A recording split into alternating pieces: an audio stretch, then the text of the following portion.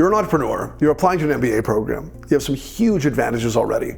First and foremost, most MBAs dream of starting a business at some potentially distant point in their post-MBA futures, and you already have that experience, which means that you offer an important and underrepresented voice in the class, and you have a very high likelihood of being an entrepreneurial standout going forward, so you have immediate and long-term contributions to make to the program. All good, but you also have a few challenges that you'll need to manage proactively to ensure that you don't inadvertently send the wrong message to the admissions committee. Let's discuss. Okay, especially if you have a business that's currently operating, you must make it very clear that you're committed to your MBA program and to the experience. Shouldn't that be obvious? Well, you have to be crystal clear on that because admissions officers will worry that you'll have one foot out the door at all times and that you'll prioritize your business rather engaging in the MBA experience. So you may want to address this head on in the optional essay, noting that you have a plan in place to manage your business specifically because you want to focus on your education. And in your goal statement, it'd be wise to very specifically call out the skills you will need to develop and have a clear sense of the purpose you have in pursuing this next step in your education.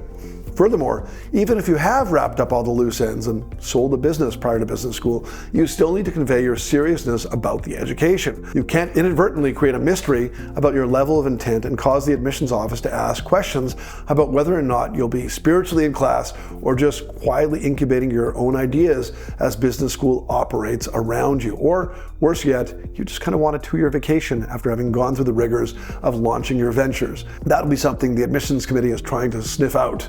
Don't give them that opportunity. Another unique consideration for entrepreneurs: who should write that letter of recommendation or those letters of recommendation?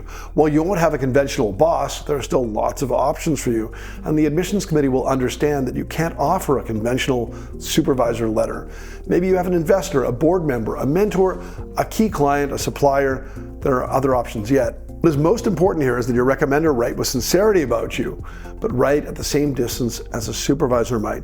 So your board member or mentor can't be a cheerleader. He or she must write objectively about you, offering strengths and weaknesses, assessing you thoughtfully and critically.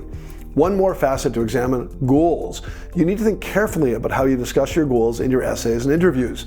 You have likely done something exciting. Keep the excitement going. We've seen it done, but as a successful entrepreneur, it's tough to sell anyone on the idea that you want to go into a conventional job.